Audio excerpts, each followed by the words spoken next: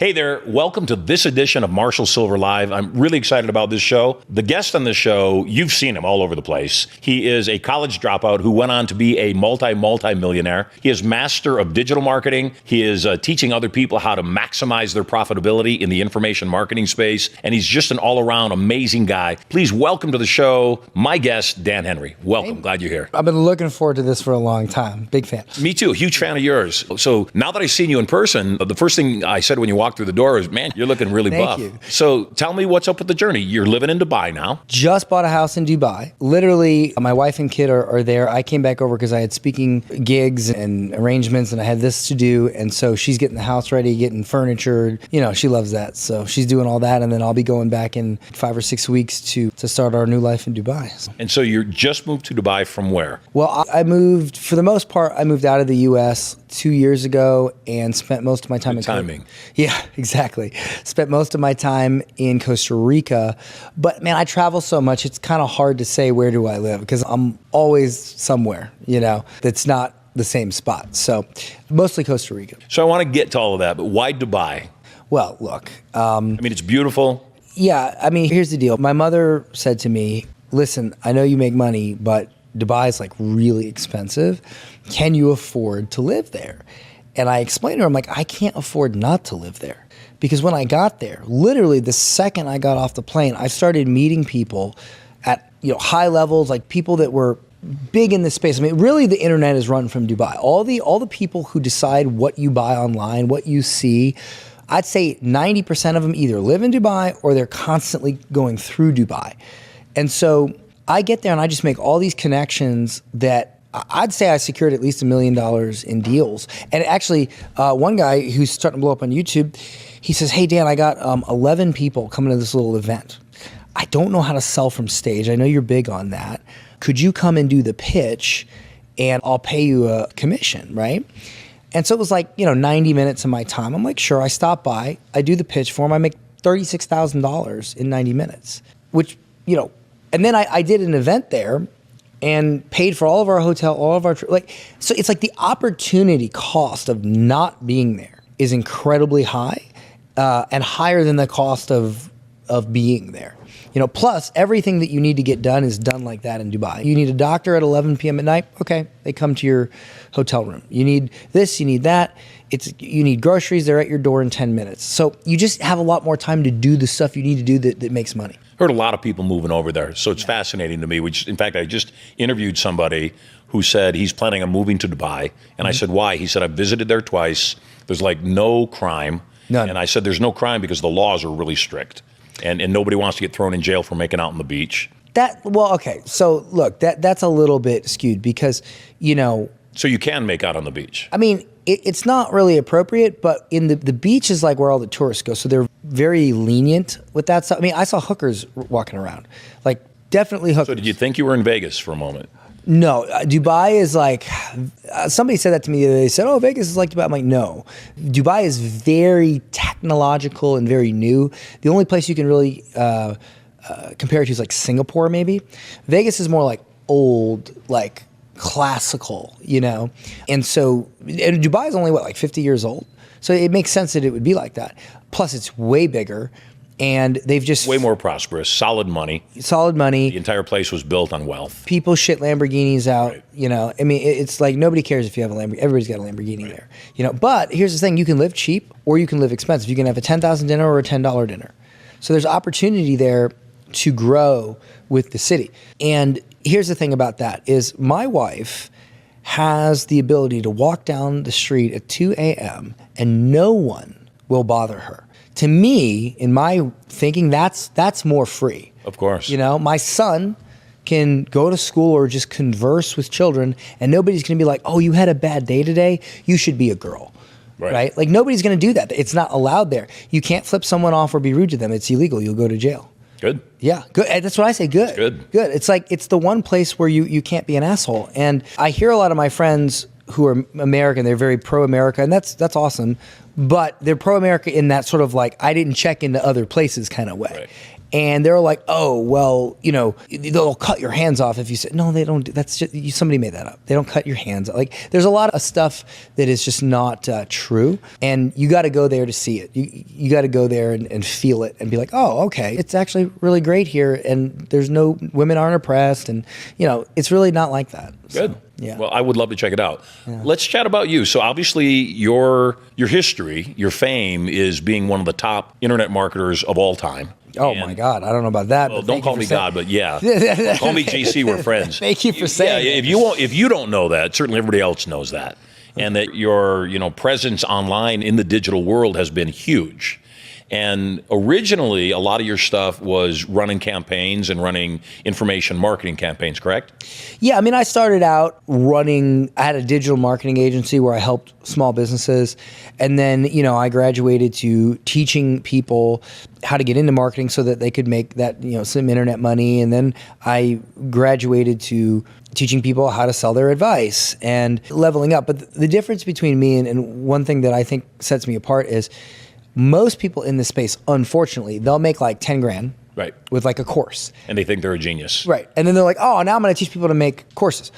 I made 10 million with courses before I ever even started giving advice on that. Right. And I always take that approach because, dude, there's the difference between 10 grand and 10 million is everything. Your ability to help someone navigate issues, 10 million is a lot of data, And I just don't feel comfortable teaching something that I am not like super, super proficient at. So that's what I think has set me apart.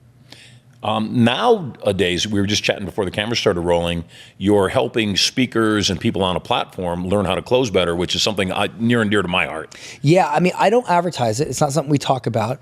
I did buy the domain speaktoscale.com recently. I got it for $12. Yeah. Good job. Yeah. Didn't we? We got it for $12, right? Yeah. Yep. So that was a winner. I'm really just doing that for private clients on the side because I've realized that I don't want to teach stage selling because it's of all the things I've helped people with, that's the hardest, man. It's hard. It's hard. People just don't get it. I'd rather just ghostwrite your event and take a cut, and I don't have to do anything. Right. I write it once, you say it, and I make money forever. And I just like that better. So it's kind of like the Alex Hormozy model, but in a different way. He like gives them support and advice, and he takes a cut. I write your event, and so that's been pretty cool. What makes you unique in that realm? What spin do you give? Obviously, you've had massive success in the online space, and now you're, I'm guessing, teaching people how to take what you did in the online space and transcribe it into the real world space. What do you bring to the table that's unique in that way? Well, we have a little membership site. We help people get more clients. And really what that is, I've just been on thousands of coaching calls. At one point I had 100 people in a mastermind, and it was inexpensive. It was like 50 grand. And I answered, for 5 years, I got on a call every single week. Mm-hmm. And when you get on a call every single week and you talk to like 15, 20 people for 5 years, you don't have to be talented. You have the data. You've heard every problem. You've been able to solve every problem. Nothing's new. I haven't heard a new problem in years because it's all the same. And so it's not that I'm better, I just know the answer already. I've taken the test 100 times. So I think that's what's unique is most people in this space, they give up or they hop around. And I've just stayed diligent and long enough to hear all this shit. So, one of the things that I've seen in online marketers and people that are in that space, that it's almost like they're hiding behind a veil. Yeah. And they're able to sell hiding behind the veil. And then when they go to do a live event, they promote it. They say nothing will be sold, not a pitch fest, come to the event, all content. And it's almost like they're embarrassed to sell in a live setting only because they're at stake in the live setting. Whereas in the digital place, they can either be absolutely anonymous, or they can often put an avatar up so it's not even them. And so they can kind of hide behind all that nonsense. Should, their crappy offers blow up in their face, then no one knows it was actually them ripping them off. Well, the thing is, people don't think about this. Like, if somebody gets on a plane, pays you money, flies out, gets a hotel, sits in a chair and listens to you speak for multiple days or multiple hours, the idea that if they like what you have to say, they don't want you to offer them something to get more help is ludicrous. They want you to sell. I did that one time early in my career. I didn't sell anything, and people were pissed off. They were like, dude, you just gave us all this gold, we want more. We're willing to pay for it. You didn't offer anything. Like, they were mad. And most people just don't realize that, like, dude, people want help and they're willing to pay for it. If they want their dreams and goals and they know that you can help them achieve it, they're willing to pay. Like, some people aren't, but most people are. And if they're not willing to pay, they at least want to hear the pitch, you know? And people just don't think about that. They don't know that. They let their little bit of data that they have in their head, zero experience or very little, determine the decisions that they make. And one thing I've always learned is I could listen to someone who has no experience, which would be myself, or I could listen to someone who has a lot of experience and them. Right. And I just always choose to listen to the person that has more experience until I'm that person, and then I'll listen to myself. Well, because you're moldable talent, and that lack of vanity goes a long way. I always tell people, I'm the number one closer from the platform I've ever met. And if I meet somebody better than me, I will pay them whatever I need to pay them to be their best student. Your goal should be to be the poorest person in the room. And to just say, hey, I'm moldable talent. Yeah. One of the other things that I believe is that those that are afraid to buy will telegraph that fear when they're selling. Yeah. So since every single thought is internalized and then projected outwards, a lot of times I'll see these online marketers or these people selling in the digital space that they don't sell well in person because they have this knowledge. They know their products are questionable. Yeah. They know the products aren't good. So when they get in that real space where they're sitting face to face with either or an audience, they realize that their imposter syndrome is going to be shown off. And I see it again and again and again. I did a interview with somebody, and he was asking me, he's a phenomenal marketer and selling good products. And he was asking me about selling from the platform. And I said, when I sell, I believe in my products to the degree that I have a moral and ethical obligation to sell it. And if I don't sell, I know that I have fallen short and I've harmed the other person, my buyers. And so again, I also, am of the belief that if you don't sell anything, it's like, why did you bother doing the event? Yeah, the content, you could just put the content online. You didn't need to be there for that. And so many times when I see people not selling, they either don't believe in their product, they don't know how to close, they don't really know how to present what they're presenting. We have a brand new client that we just brought on because we place salespeople as well. And the product is sound. It's good product. It does what it says it's supposed to do. It's a real estate product. And the two principals are horrible at selling, just bad. Yeah, don't let them talk to the sales rep. Right. And they were doing the sales calls. Oh, God. And one of my teammates was listening to one of their sales calls, and he came back and he was just kind of staring at me with glaze in his eyes. And I said, what's wrong? He said, I just heard their top salesperson. He's the owner of the company. And I said, well, that's kind of an oxymoron. They don't usually go together. On the other hand, people that sell well and believe in their product rule. You take somebody like Steve Jobs, or you take somebody like an Elon Musk, and Elon's job is to sell. That's all he does. We also buy everything. Yeah, absolutely. That's what I mean. Again, spend it all. We're talking about gadgets. My wife won't let me go to Best Buy by myself because she knows that I'm coming home. My car's going to be empty. Mine's when I hired Guitar a Center. truck. Mine's Guitar Center. If I go into Guitar Center, it's going to be a bad day. My son just took up, he's been playing the guitar for a while. And for his 11th birthday, I said, what do you want? And he said, it doesn't matter, Dad. I said, what's wrong, son? He said, it's expensive. I said, I understand. Tell me what it is. And, if I don't want to get it, I won't get it. He wanted an electric guitar. And so I said, because Guitar Center can be pricey, I said, there's this place around the corner that's a mom and pop shop. Let's go there. If we don't find your guitar there, we'll go to Guitar Center. But we went to this mom and pop shop, and the place couldn't have been better. And he's a lefty, and so they found him the proper guitar, and he just loves it. I don't know, because I'm a novice. Okay. But it's Fender styled. I mean, it's correct? Fender styled? Well, Fender is a manufacturer. A brand, a manufacturer. Right. You get Stratocaster, Telecaster. Stratocaster, that's what it is. You bought him a Strat? Yeah. Wow. Awesome. They're amazing. All three of my kids were born via hypnosis. You might say they were conceived via hypnosis, and if you saw how beautiful my wife was, you'd realize that's the only way she had sex with me. But the three kids were born actually right here at Prosperity Palace upstairs in the bathtub with no drugs, no doctors, and no pain. Okay. And from the time before they were born, I've been programming them to be extremely creative, be extremely confident, and to be geniuses. And so all three of them, they all three play the piano. One of them plays the saxophone, one of them plays the ukulele, and one of them plays the guitar. They all compose music because I grew up in a creative background. I grew up on stage. And from the time I was 7 years old, I was a professional magician. And so I know what that did for me and my confidence and, in my presence. And so from the beginning, I said, I want them to harness that portion of their brain. So you probably did to your kids what most people don't do, right? Because you want them to be 1% kids. Right. And you can't be like 99% of parents. And I get a lot of flack sometimes when I talk about my kid because I don't feed my kid sugar. I don't let him watch TV. You know, he doesn't participate, he doesn't play video games. And the kid can like literally do 5th grade schoolwork and he's 5. Right. Okay. And when We see, they don't know that they don't know. Right. You know, my kids, when they would do a puzzle, even when they were like 2 years old, and they would do a 4-piece jigsaw puzzle, we programmed them when they would finish the puzzle, you clench your hand into a fist, you put it in the air, and you say, I'm a genius. And with those kinds of programs running, now when they see something else and they're frustrated that they're not learning, I simply say the words, I'm a genius. They say the words and then they look at it from a different point of view and they solve it. And I kind of think that that's the challenge with our school system. I mean, beyond what's going on in public schools right now and all the insanity about gender dysfunction and all I don't think there's any higher form of child abuse than sending your kids to school in America. It's horrible now. Yeah. It's absolutely horrid. Unless you hit them in the face with a baseball bat. Yeah, that might not even be as bad. Yeah. No, because that'll They'll heal. recover from that. Yeah, that'll heal and they'll get over that. But the Yeah. stuff they're putting in kids' heads these days is so sad to me. We'll go out, and I'm a strict dad. It doesn't sound like you're strict. It sounds like you have I actually am pretty strict. Then I'll give you that, because I don't think I'm strict. But if other people watch me, they would think I was strict. I expect my kids to measure up. When somebody gives you something, you have manners. You say thank you. You say please. Course. You say, how can I help? And the same thing at home. You know, they say, yes, sir, yes, ma'am, because that's how I want them to operate. And when I ask them, do you understand why dad is this way with you? And their answer is always the same, because you love us. I understand, great. except not only do I love you, what's the other reason? Because you want our lives to be good.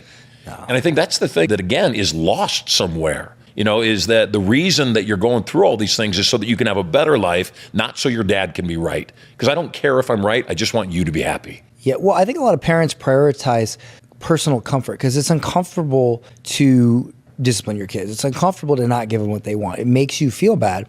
And 99% of people, when they feel bad, they go, oh, that must mean I must like avoid this feeling. And smart people, the 1%, they go, oh, no, that's a human emotion. That's what's supposed to happen, but I'm not going to let that affect my decision making. And I think a lot of it's programming, because if you watch movies, but champions aren't fearless. They just do it scared. And they feel the fear and do it anyway. Yeah, they feel they would do it anyway. You know, I lost 25 pounds in 5 weeks. Why? Because I got up. It wasn't because I did anything special. It's because I just... said I'm tired of being fat. Yeah, I literally ate chicken and egg whites for breakfast, and I ate... You got it coming and going.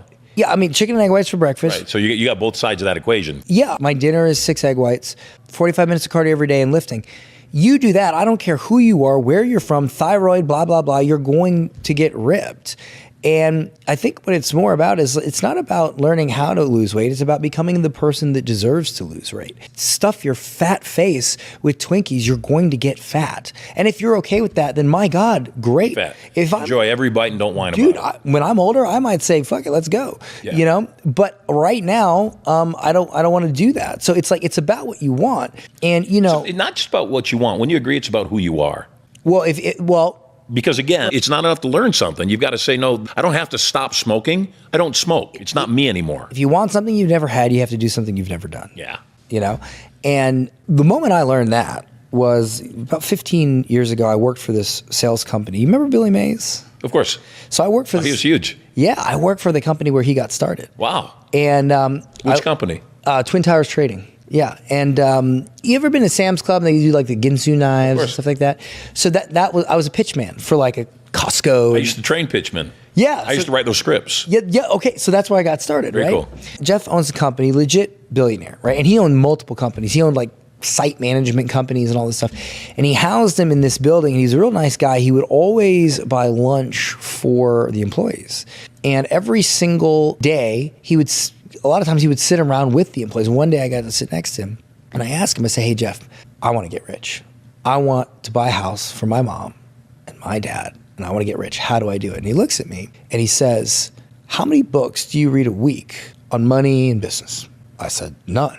And he's like, well, then you're wasting my time because you don't want to get rich. People that want to get rich read books on how to get rich. Yep. And I didn't listen to that advice. Here's what's really insane. I didn't listen to that advice for years, and I was broke. And then one day, I was destitute. couldn't pay the electric, literally tried to sell water bottles on the side of the road. My wife was working 3 jobs to help support us. It was bad. And I pick up a marketing book and I learn one thing in the marketing book. I go out and do it, and we did $100,000 that month. And I know that sounds crazy, right? But all I learned was how to do a online sales presentation. They call them webinars. Right. And I did it twice, and we sold 48 units the first webinar and 52 units the second webinar. It was $997. It's a little less than $100,000. And all I could think of was not, oh, I made $100,000 after really struggling. All I could think was, I was like 27, 28. How much money have I lost by not going out and pursuing the knowledge that I needed to have? By not being about it, by being the person that deserved it. And that's when I learned, like, you want something, just work on being the person that deserve it, and it'll come. I share the stage a lot of times with major speakers, and I've shared the stage with Tony Robbins countless times. And Tony cannot close his way out of a paper bag. I mean, he's the number one speaker in the world, bar none. There's no argument about that, except he just cannot close it, doesn't know how. And they pay Tony $250,000 usually as a speaking fee. At least back in the day before the scamdemic, they were paying him about $250,000, and then another $50,000 for his travel expenses. And then they would bring me on the stage right after him, and they wouldn't pay me a dime. They wouldn't even cover my expenses. And I would share revenue with them, but I would pull $1.2 to $1.5 million out of the exact same personally. Plus, the sponsor made the money, but where he pulled out $250,000. And it all comes back to the fact that I got a call one day, just finished a run here in Vegas. I had just gotten done with my show and said, I'm done. I'd take a break from it. And I got a call from a guy named Ron LeGrand. I don't know if you know that name. Yeah. Ron teaches real estate investment strategies. And he called me up. He said, I heard that you do a decent hypnotic show. And I said, well, you heard wrong. He said, what do you mean? I said, I don't do a decent hypnotic show. I'm the best in the world. And he said, okay, so what would you charge me to do a show? And we're talking, this is 1999. I said, it'd be $25,000. He says, oh my God, is that the best you can do? Plus I need 2 first-class airline tickets back when I flew commercially. And then I also need, some expenses for the ground. And he said, what if I let you get on stage the next day after you did your show? I said, I'd let you pay me another $25,000. And he said, no, you don't understand. I have 1,000 people in the room. They're all real estate investors. They've all paid $1,000 a piece to be there. You can get on stage, you can sell them whatever you want, and you can keep all the money. And I have a belief that you take a bad gig until a good gig comes along. That you do something. You got to stay in action. You got to do something. So I said, okay, just send me the tickets and I'll be there. So I flew out, and of course the show goes really well. Everybody loves the show. And then I get on stage the next day, and in 90 minutes I do my presentation, and I didn't even know what to sell. So I came up with a $500 offer, and 800 people leap out of their chairs and run to the back. And I make $400,000 in 90 minutes. My whole world changed. And from that moment forward, I never pursued a speaking fee ever again. Don't really care. In fact, often will turn down a speaking engagement if they want to pay me a speaking fee, because I say, there's no money in that. And I think that when people master the craft of closing either on a webinar, digitally, or in a live event, then the world's their oyster. The money is insane. I had something, I make this joke. I say, I get paid more than Obama to speak, but I don't charge a dime. Right. Because when you get in a room and you can close, the amount of money you can make is crazy. In fact, I had something similar happen to me recently, actually. I had a guy, and he wanted to spend 2 days with me and have me just help him, not only with his speech, but the whole, everything, right? The whole offer, speech, his event. I said, okay, it's going to be $100,000.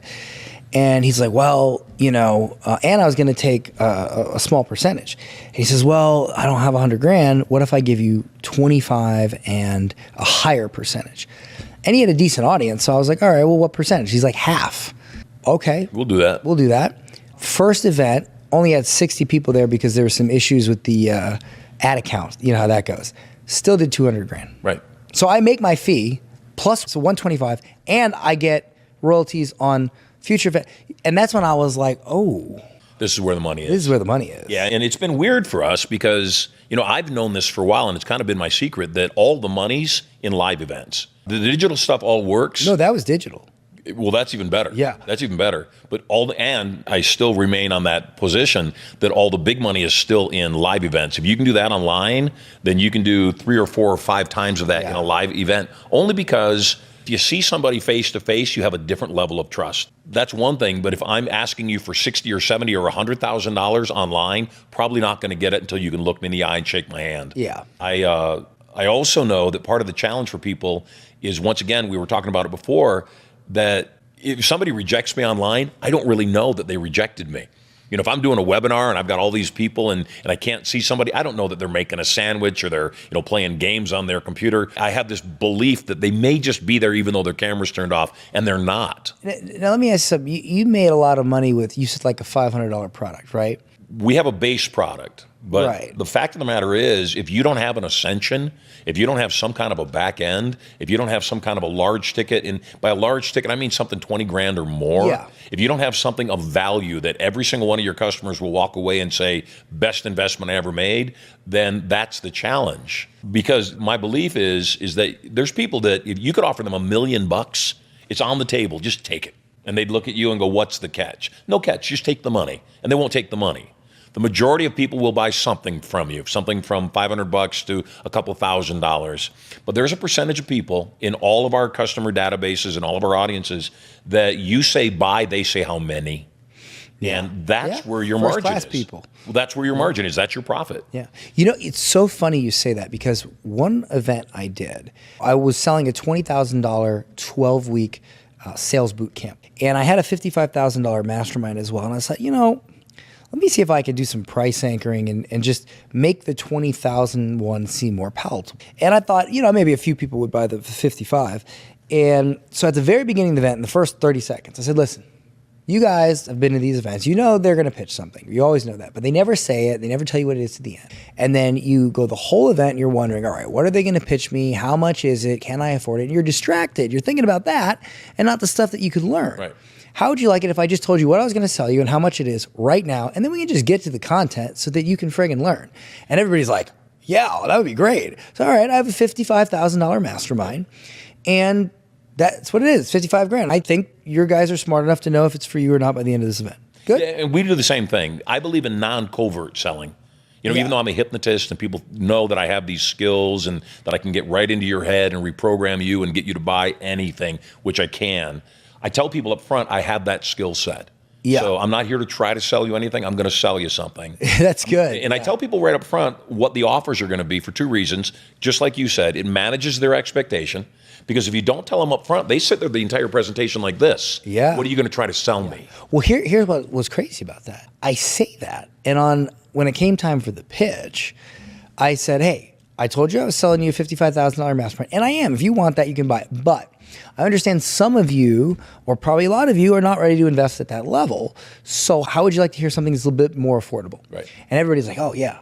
So I tell them about the $20,000 offer. Now, in my mind, I thought that everybody would be like, oh, yeah, and they'd buy that, and I'd have like a couple people buy the 55. Just as many people bought the 55. Without a doubt. As the 20. In fact, I think it was like one or two more. Yeah, if you tell them up front what the price point is, and you tell them, this is the offer I'm going to make, you do any risk reversals you need to do to make them feel comfortable, and you let them know that's not the investment you're going to make. When you invest, I'm also going to give you a bunch of different bonuses, maybe some speedy discounts for people that take care of the investment in full within a couple of days.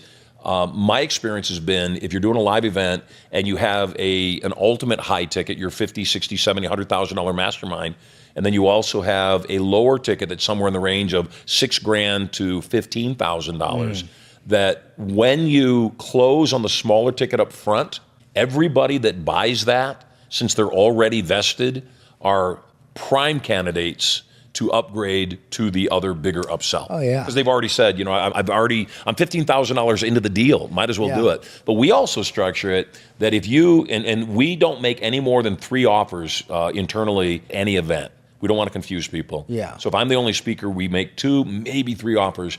But the other thing that also works extremely well in helping people understand that process is if you make that lower offer and then you let people know if you want to upgrade at the event to the high offer, we'll apply the credit. But if you don't upgrade to the higher offer, the bigger package, you got to buy it separately. Then you got to buy it separately, which means you don't get a credit for the amount of money you just put in. Then do you do the dinner too? We do. Yeah, I started doing that about 25 years ago. What we do at our dinner is we not only bring our prospects into that dinner, do you also bring in your past students? Yes, but you got to remember, I haven't done a lot of live events. And so, I haven't practiced a lot. I know there's a lot of live only bits and things that you can do. Sure. And I want to get better at those because I just haven't. Now, what I have I done. would love to help you with that. Oh, that would be great. In fact, maybe we trade out services. Sure. I would love that. I'm all about it. Yeah. Because the only thing I've done live a lot recently is I go to an event and I repitch the event owner's products. Kind of like what Myron does.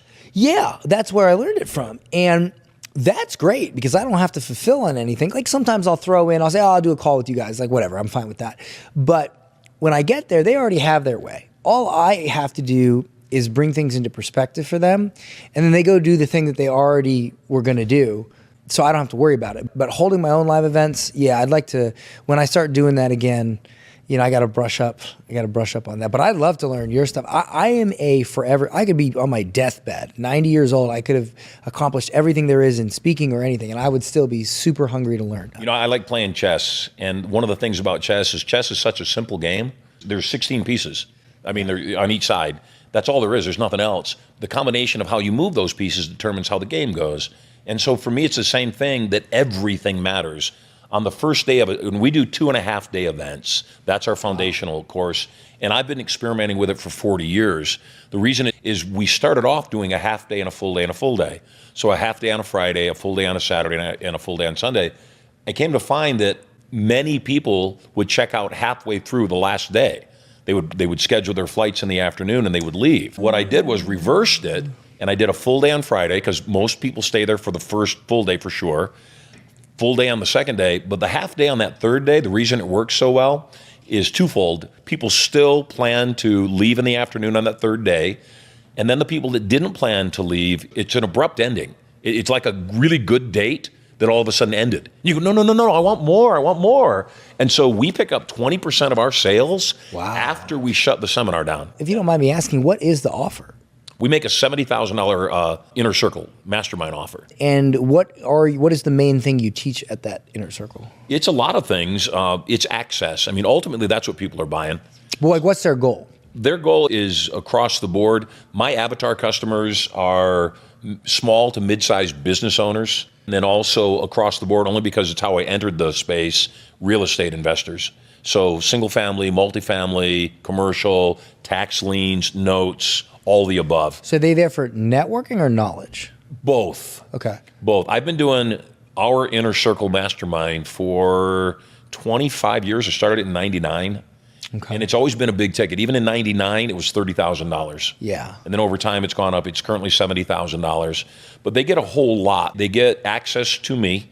So they get my private cell phone. They get my private email address. Oh, God. I can't do that. Yeah, more power to you. You would think you couldn't do that. But again, that's why I have done it. That's why the reason I know. we're going to trade services. Okay. And I'm excited about it because I value my private time.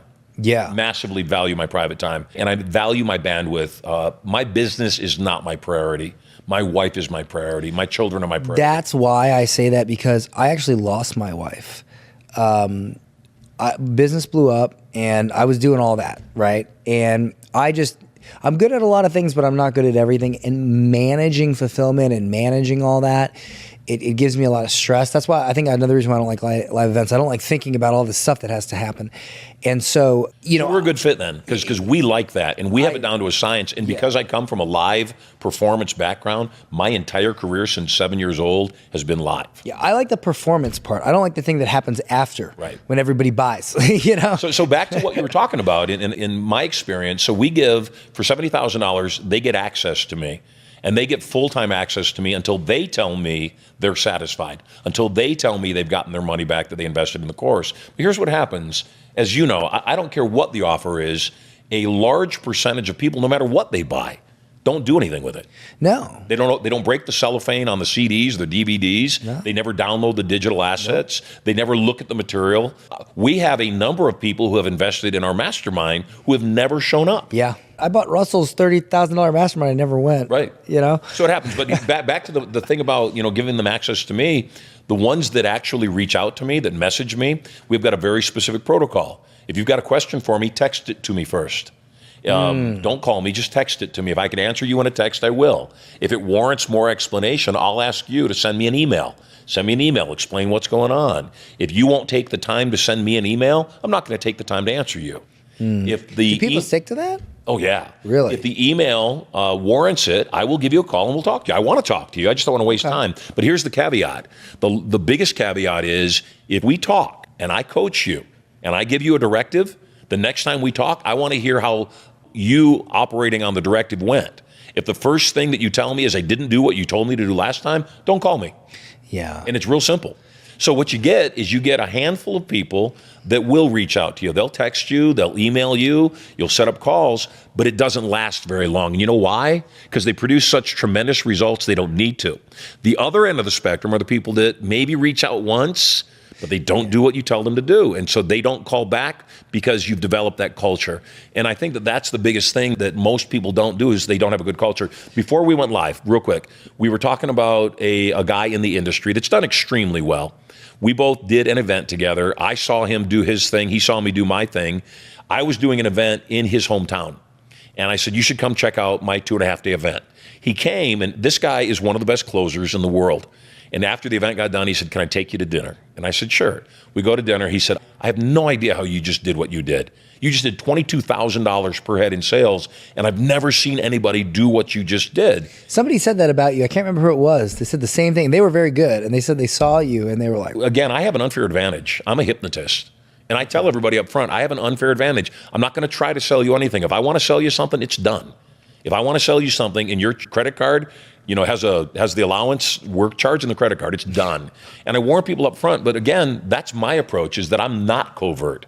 In your inner circle, do you do weekly calls or you just do the whole? God, no. See, I think that's too much work. That was my mistake. Yes. Because I did weekly calls. That's too much work. I didn't mind. Well, and you know another mistake people make, Dan, is they sell an inner circle, they sell a mastermind, and maybe the mastermind gets together 3 times in the course of a year. Yeah.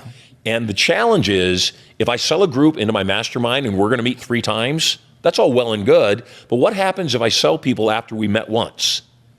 I just sold them on 3 meetings. Now I got to do 3 more meetings still. What is the deliverables of it? 3 days. One time. And then cell phone and email and all that. Cell phone, email. They have a bunch of other courses. They have 9 other courses. The digital they can come and attend for a lifetime as often as they like, except those are group events. And so if there's more bodies in the room when I do it again, I don't care, because the newcomers all paid for that particular event. Okay. And if they're coming back to the event and we make other offers, which we seldom, other than at that particular mastermind, every other event we do, we're going to make an offer. It's kind of like Amazon. Doesn't matter how many times you upsell on Amazon, they're going to offer you something different. Yeah, and I think that was my mistake because I never had a problem selling it. Right. I mean, and that was that's why I stopped doing so many events, because I would do an event. Well, the fulfillment's a nightmare. I would just sell out of everything I needed to sell out. I mean, I had 100 people in a $55,000 mastermind. Right. 100 people. Your challenge with that mastermind is it's an endless cycle. You got to keep coming back. You got to keep doing events. So we sell a one-time attendance. Once that's done, we're fulfilled.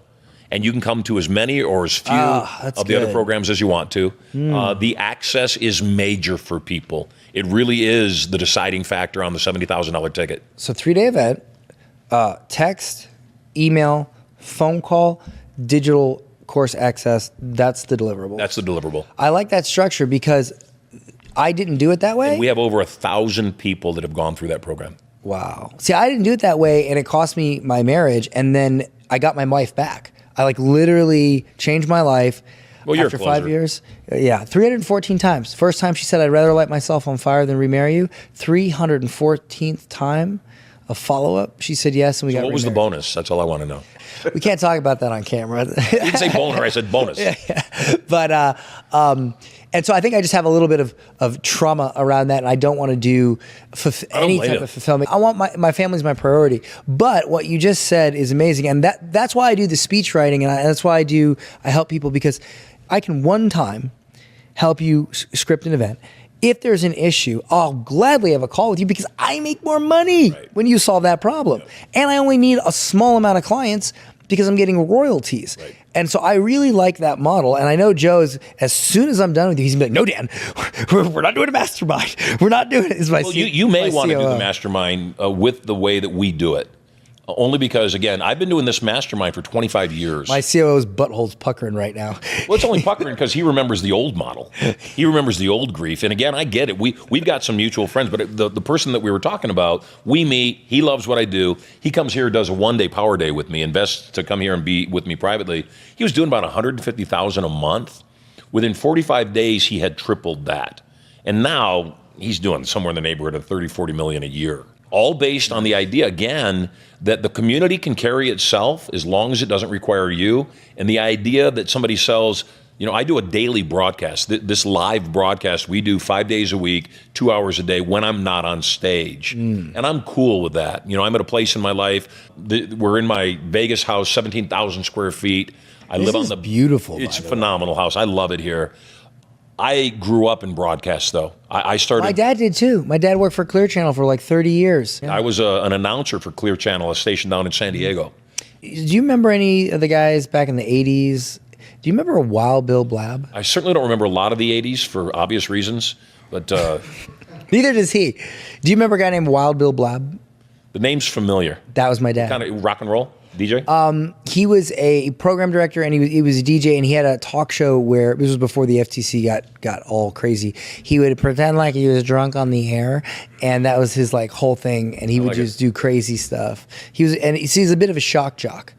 So so the guy that came here, did the power day, goes back home and just makes those adjustments. Our Inner Circle Mastermind, we sell out pretty much every single time we do it. Here in my theater, and I'll show it to you between episodes here. Yeah. We have 14 fixed seats in the theater, and I have 6 mobile seats that can come in. So we limit it to 20 people. We give them, people will always pay more for a better experience, because that's really what they want. you limit the event to 20 people or the Inner Circle? I limit the Inner Circle those 3 days to 20 people right now. As we're rolling everything out, we're bursting at the seams. Yeah. So we're not going to be able to do that model anymore.